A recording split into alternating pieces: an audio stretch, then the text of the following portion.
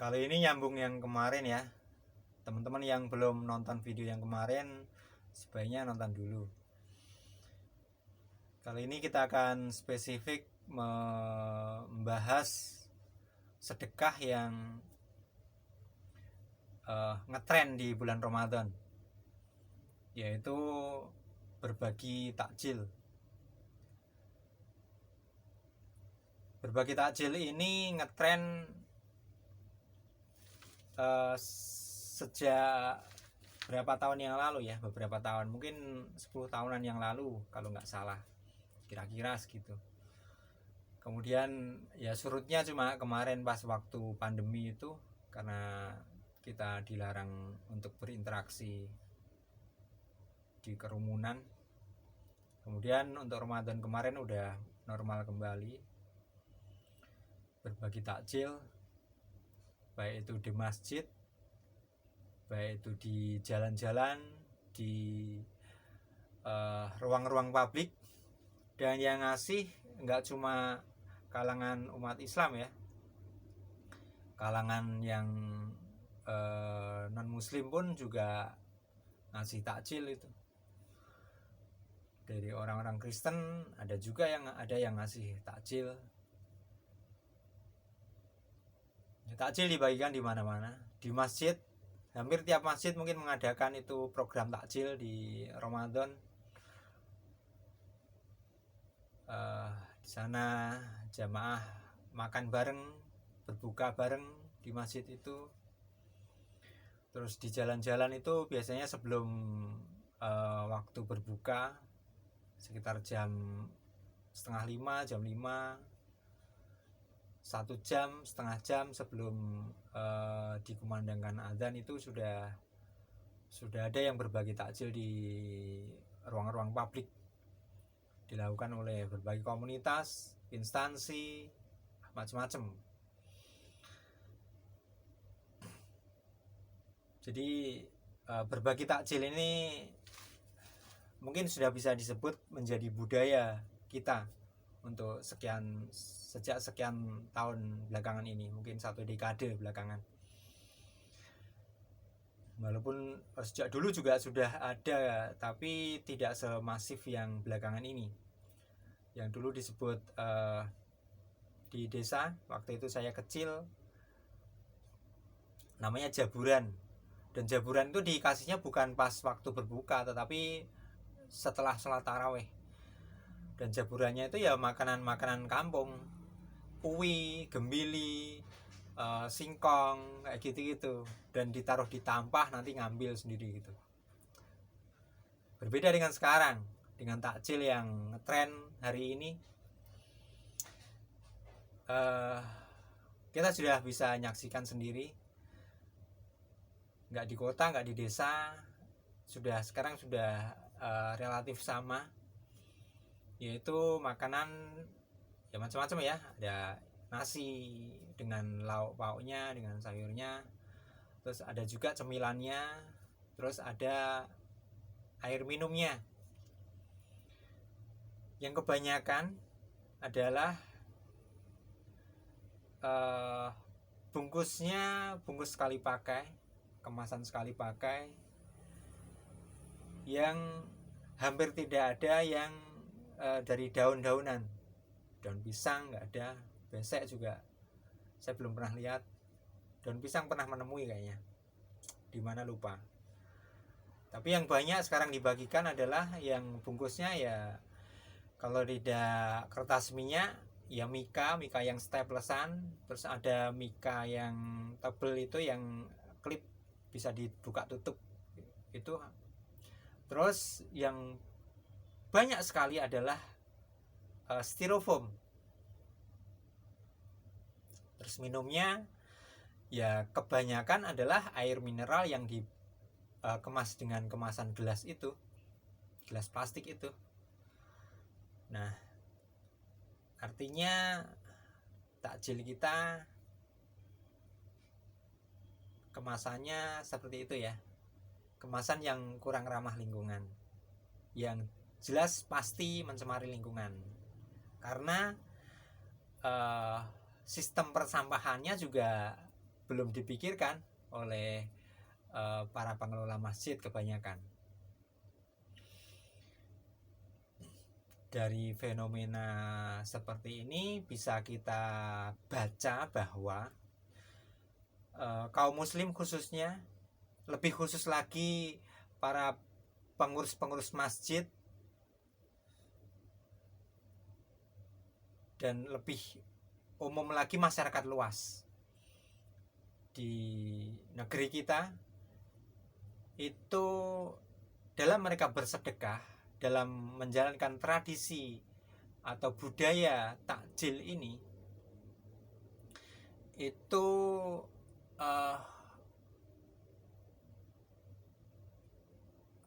cara pandangnya, paradigmanya itu masih antroposentris. Bersedekah adalah memberikan sesuatu, kalau dalam konteks ini adalah memberikan makanan kepada manusia. Yang dipedulikan adalah manusianya, orang yang diberi itu.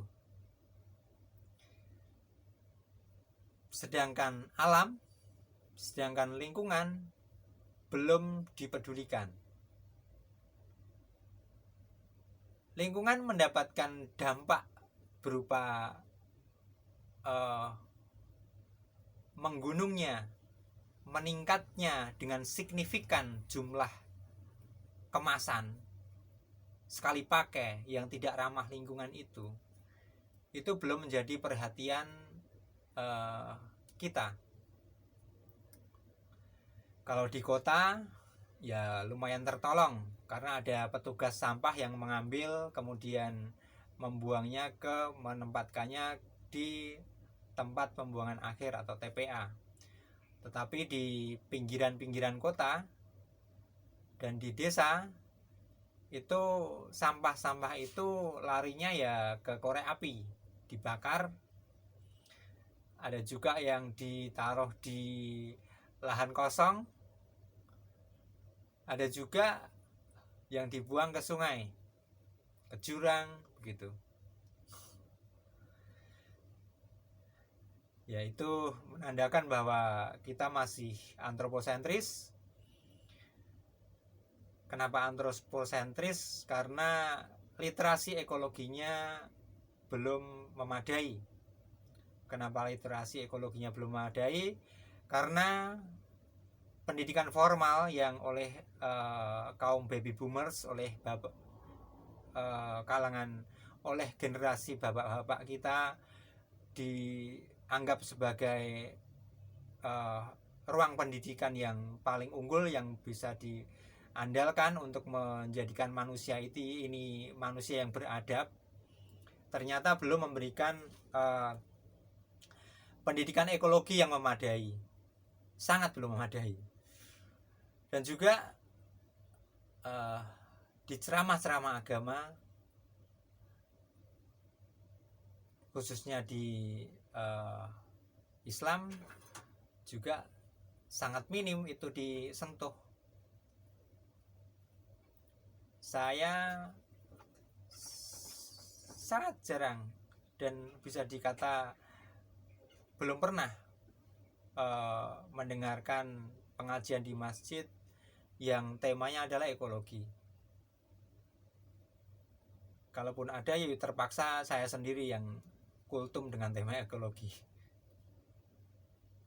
Dari yang lain sampai detik ini belum pernah ada yang benar-benar temanya adalah ekologi. Kalau sekedar menyinggung sedikit ada, tapi kalau memang tema ekologi secara itu sebagai tema belum ada, belum pernah menemui. Nah, jadi sedekah kita, tradisi berbagi takjil kita itu ternyata belum memiliki manfaat yang signifikan. Bahkan malah di sisi lain menjadi persoalan bagi kehidupan kita, yang artinya saya yakin nilai dari Allah juga tidak banyak atau ya sedikit. Karena ya itu dampaknya ya kembali ke video yang kemarin, motivasi bersedekah itu bersedekah karena ingin mendapatkan pahala atau bersedekah karena kemanfaatan.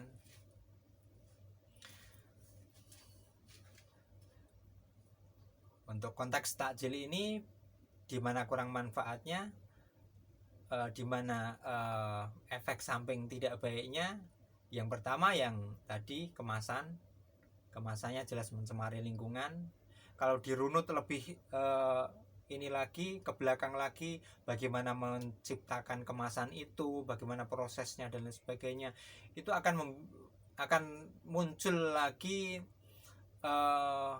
akan ketemu pencemaran yang lain yang lebih luas lagi. Itu satu, kemasannya. Yang kedua adalah makanannya, menunya. Ya sekarang kita itu di dalam budaya pangan yang kurang sehat, kita mesti mengakui itu ya. Makanan kita sehari-hari itu kurang sehat. Mulai dari sumbernya, bahan pangan kita dibudidayakan secara tidak alami, dengan pestisida, dengan pupuk yang itu mencemari makanan kita. Kemudian proses pengolahannya juga, pengolahan yang banyak digandrungi sekarang itu adalah model-model pengolahan yang menggunakan panas tinggi, yang pengolahan berkali-kali. Itu juga dampaknya kurang baik bagi kita. Kemudian keseimbangan nutrisinya juga, kita banyak makan yang bersifat sampah ya, yang fast food, yang kurang nutrisi, yang junk food, nutrisinya minim, cuma enaknya aja, rasanya lezatnya saja gitu kan. Terus yang tinggi gula, tinggi minyaknya sawit. Terus yang gluten, kandungan yang banyak menggunakan terigu.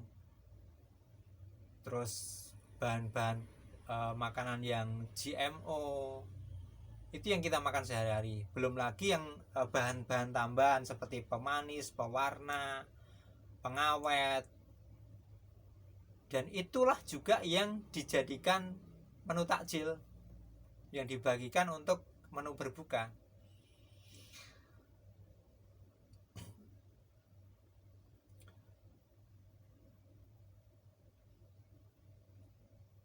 Jadi untuk tradisi, untuk budaya takjil ini saya kira perlu ada pembenahan, karena untuk saat ini dengan budaya takjil yang berjalan selama sekitar 10 tahun ini,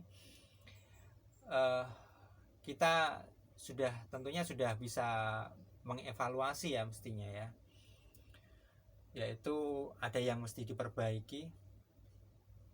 Yang pertama tadi kemasannya ternyata ya praktis untuk bagi manusianya, bagi penyedia takjil maupun bagi orang yang diberikan itu. Mau dimakan di tempat bisa, mau dibawa pulang bisa, praktis ya. Tetapi bagi lingkungan ya itu merusak bumi kita, merusak air kita, menjadikan mikroplastik yang kemudian secara jangka panjang juga akan merugikan kita umat manusia dan juga makhluk Tuhan yang lain yang selain manusia, yang juga mesti kita pedulikan. Terus yang kedua adalah itunya, menu makanannya yang ternyata halal sih halal, tapi thayyibnya dipertanyakan. Thayyib itu jadi tanda tanya bagi kita saat ini kan. Kita masih kurang. Kalau halal kita sudah akrab mendengar, tapi kalau thayyib itu maknanya apa, kita masih belum akrab, belum begitu paham, belum juga ketengahkan dalam ceramah-ceramah di mimbar-mimbar. Untuk thayyib ini baru disinggung dikit-dikit saja. Dan thayyib itu ada banyak tinjauan ya. Yang paling banyak kita pahami adalah di sisi kesehatannya, yaitu tadi makanannya, kandungan-kandungannya, keseimbangan nutrisinya itu yang kalau itu kurang bagus bagi kesehatan, bagi kebutuhan tubuh, ya itu namanya kurang toyib. Terus lagi ada aspek sosial, aspek ekonomi, aspek politik juga, aspek ekologinya juga. Ketoyiban itu banyak aspeknya, termasuk makanan yang dibungkus dengan kemasan yang tidak ramah lingkungan, itu kan juga kurang toyib makanannya jadinya. Jadi itu. Terus kemudian yang ketiga adalah sasarannya. Sudah tepatkah takjil kita yang kita bagikan saat ini, yang menjadi tradisi, yang menjadi budaya kita, budaya takjil kita ini sudah tepat sasarankah? Ternyata belum ya. Banyak yang mendapatkan takjil itu adalah orang-orang yang sudah mampu, sudah tidak susah untuk sekedar buat makan buka puasa, buka untuk sahur, sudah mereka sudah punya makanan yang dimasak di rumah, bahkan mungkin masih beli juga di warung, masih dapat takjil lagi. Akhirnya yang pertama, dari aspek kesehatan, dari tinjauan kesehatan, ketika orang berpuasa kemudian malamnya itu makannya double-double sampai berlebihan, itu secara kesehatan juga tidak baik. Satu. Yang kedua, dari nilai puasanya itu tersendiri. Orang yang berpuasa kemudian dalam tanda petik balas dendam, siangnya lapar malamnya balas dendam, dikenyang-kenyangin, itu nilai puasanya tentu juga tidak hebat, karena puasa balas dendam kan. Harusnya orang berpuasa kalau memang puasanya itu benar-benar ingin berkualitas, ya makan ya siangnya lapar bener, dihayati kelaparannya itu, kemudian malamnya ya sekedarnya makan, hanya sekedar untuk mencukupi kebutuhan agar tidak lemes saja. Kecukupan nutrisinya terjamin, tidak sampai berlebihan, tidak balas dendam. Nah, jadi ternyata budaya takjil kita itu masih bermasalah ya, mesti dievaluasi. Ada 3 itu evaluasinya. Yang pertama adalah bagaimana bikin kemasan yang bagaimana menyuguhkan dengan kemasan yang baik ya. Sekarang ada masjid-masjid tapi jumlahnya kalau di persentase sedikit, itu masjid-masjid yang menyuguhkan takjil dengan kemasan yang pakai ulang, disuguhkan pakai mangkok, pakai piring gitu ya. Kemudian nanti kalau udah dicuci itu sedikit, yang itu mestinya itu jadi contoh gitu ya.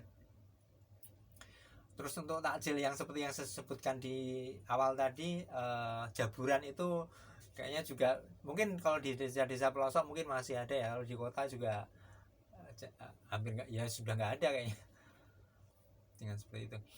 Nah, yang kita evaluasi ya kembali lagi adalah satu, kemasannya. Yang kedua adalah menu takjilnya. Menu ini kalau kita mau runut lagi ya, kita harus, agar bisa menyediakan takjil yang sehat ya, kita harus merunut sampai ke akarnya, sampai ke hulunya. Kita bikin sistem pangan yang baik, yang sehat. Dari sistem budayanya kita bikin yang sistem budidaya pangan yang sehat. Kemudian dari pengolahannya kita bikin menu-menu, bikin masakan-masakan yang enak tetapi juga sehat. Terus yang ketiga adalah tepat sasarannya. Bagaimana agar takjil kita itu tepat sasaran. Orang yang mendapatkan menu takjil itu ya benar-benar orang yang membutuhkan. Di Ramadan itu banyak orang yang membutuhkan. Saya tahu sendiri, ada teman contohnya yang jualan kulineran di siang hari dan tidak bisa mengganti waktu untuk malam itu, nggak bisa. Jualan itu diganti ke malam hari itu ya nggak laku gitu kan. Akhirnya ya dalam Ramadan ya pendapatannya menurun tajam, bahkan kadang malah seringkali malah lebih baik nggak jualan sekalian. Karena kalau jualan malah rugi untuk olahan bahannya itu, nanti pendapatannya tidak bisa nutup untuk olahan itu. Akhirnya ya mereka jadi orang yang tidak berpunya ketika Ramadan itu. Nah, orang itu kan mesti mendapatkan bantuan itu. Nah, bagaimana takjil itu agar bisa tepat sasaran itu, ya mungkin tidak selalu harus diberikan secara ini ya, menu yang sudah mateng diberikan per harinya kan, tidak mesti begitu, tapi bisa kita wujudkan sebagai dengan bahan pangan yang bisa dimakan selama sebulan, mungkin beras dan lain-lain lah untuk bisa dimakan sebulan, atau dengan uang. Kalau orangnya itu amanah menggunakan uang itu, nanti bisa untuk makan, bukan untuk keperluan yang lain, malahan yang nggak penting-penting gitu. Saya sendiri belum punya konsep yang perencanaan sistem yang baik untuk takjil ini ya. Mungkin teman-teman punya gagasan-gagasan, dan ini saya kira ya perlu banyak pihak yang perlu kerja sama banyak pihak untuk mewujudkan sistem takjil yang bermanfaat, yang tidak sekedar jadi siar saja, sebagai menjadi budaya yang kita anggap baik saja, karena pada faktanya ada tidak baiknya itu tadi. Ini budaya takjil kita ini yang kita anggap baik selama ini ternyata ada tidak baiknya. Kita mesti sadari itu, mesti kita ubah itu ya. Kita ada evaluasi. Itu yang pertama. Kalau takjil, kalau yang disebut takjil dalam hadis itu, karena berangkatnya adalah pada ini ya, orang memberikan takjil itu kan berangkatnya dari dalil hadis Nabi yang menyebutkan bahwa orang yang memberikan makan bagi orang yang berpuasa itu akan mendapatkan pahala seperti pahalanya orang yang berpuasa itu, tanpa mengurangi pahala orang yang berpuasa tersebut. Itulah menjadi motivasi bagi kebanyakan orang, yaitu motivasi pahala itu tadi kan. Nah, mungkin kalau yang itu tadi adalah kita memahaminya secara, yang pertama ya, opsi pertama adalah kita memahami dalil itu secara teks gitu ya. Memang memberikan takjil ya memberikan takjil itu secara ansih takjil, tapi mungkin juga dalil itu bisa kita pahami secara lebih luas lagi ya, tidak tekstual betul, tetapi kita lebih pahami, maknai lebih luas. Orang berpuasa itu coba kita pahami sebagai hal yang sangat penting dan mendesak, yang membutuhkan gitu ya. Memberi makan kepada orang yang berpuasa itu kita pahami sebagai memberikan sesuatu untuk keperluan yang penting dan mendesak. Mungkin bisa kita pahami seperti itu. Kalau kita memahaminya seperti itu, akan bisa ditarik lebih luas lagi. Mungkin kalau untuk aspek sosial adalah contohnya ada orang yang tetangga kita yang sedang keluarganya sakit, membutuhkan biaya berobat yang banyak dan kurang memiliki untuk biaya itu kurang, kita bisa membantu itu. Implementasinya adalah implementasi mengamalkan hadis itu adalah dengan memberikan bantuan kepada si keluarganya sakit ini untuk biaya pengobatan, contohnya itu. Atau kalau kita tarik lebih luas lagi, tidak hanya aspek sosial tetapi contohnya aspek ekologi. Nah, kita akan ada prediksi nih tahun 2040, misalnya tahun 2040 itu kan katanya kita akan mengalami krisis air. Nah, maka itu yang penting dan mendesak untuk kita lakukan saat ini adalah upaya bagaimana menanggulangi, bagaimana meminimalkan kemungkinan krisis air itu terjadi. Nah, misalnya adalah dengan kita menanam pohon, ada program penghijauan. Terus kalau yang lingkup individu ya kita hemat air aja. Ketika kita berwudu ya kerannya tidak perlu dibuka penuh, cukup dibuka seperempat aja. Saya membiasakan seperti itu, buka keran ya dikit. Kadang ada orang yang tanya, kerannya mboten mili tuh mas? Oh enggak ya, sengaja tak bikin alirannya kecil karena udah kecil aja udah cukup kok, hemat air. Ya kita hemat air begitu. Kalau kita sedang membangun, kita bikin bangunan yang desainnya adalah tetap memberikan area resapan di bangunan kita itu. Bangunan kita tidak menimbulkan tidak menutup tanah yang mengurangi resapan air hujan itu. Terus bagi yang di skala pemerintah ya bikin regulasi-regulasi yang bisa menjaga kelangsungan ketersediaan air tanah itu. Mungkin juga dengan ini gerakan menjaga sumber-sumber air seperti yang dilakukan oleh satu NGO di Jogja namanya Jaga Semesta, yang menjaga sumber-sumber air di banyak tempat di Pulau Jawa ini. Itu mungkin menjadi implementasi dari hadis itu. Kalau kita memahami hadis itu tidak secara tekstual saja, tapi kita maknanya lebih luas begitu. Yaitu teman-teman, yang saya sampaikan adalah kita coba mengevaluasi dari budaya takjil kita yang sudah baik ini, yang ternyata masih ada kurang baiknya loh ya. Kita mesti perbaiki lagi untuk kedepannya. Kita bareng-bareng memikirkan dan mendesain bersama untuk takjil yang lebih baik kedepannya. Terima kasih, semoga bermanfaat. Silakan direspon ya.